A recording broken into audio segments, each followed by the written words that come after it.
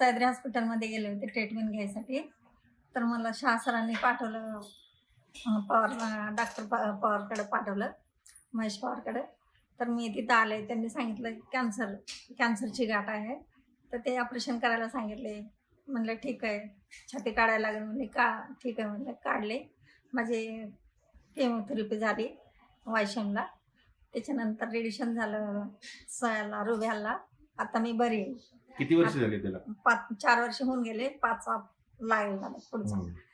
आता मी व्यवस्थित आहे. काय भीती नाही वाटत, काय नाही. आता तुम्ही दुसरे कोणी पेशंट असतील त्याला काय सांगणार तुम्ही? घाबरायचं नाही. आता मी बरी झाले तर तुम्ही पण बरं व्हाल. असं अगोदर भीती सर्वांनाच वाटते. मला पण भीती वाटत होती, मी जगेन का नाही याच्यामधनं, मलाच कसं काय झालं, असं मी काय केलं, असं भीती वाटत होती. पण त्याच्या ट्रीटमेंट चालू केले तर ऑपरेशन पण व्यवस्थित झालं. मला काही त्रास झालेला नाही.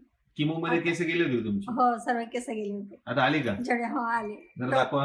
डोक्याचे केस गेले. डोक्याचे केस म्हणजे जेवढे अंगावरती केस आहे तेवढे सर्व गेलेले होते.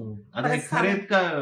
खरे ना? हा, खरे. तेव्हा तुम्हाला असं वाटलं होतं ना की आपल्या केसांचं कसं होईल, काय होईल, असं सगळं वाटत होतं की नाही? माझा चेहरा मला बघूशी वाटत नव्हता आरशामध्ये. आता केस आले तेव्हा बरं वाटायला लागले. आता कोणी बाहेरचं भेटलं तुम्हाला तर ओळख वाटतं तरी का कोणाला की तुमचं असं एवढं मोठं ट्रीटमेंट झाली? कुणाला वाटत पण नाही आणि कुणाला माहिती पण नाही.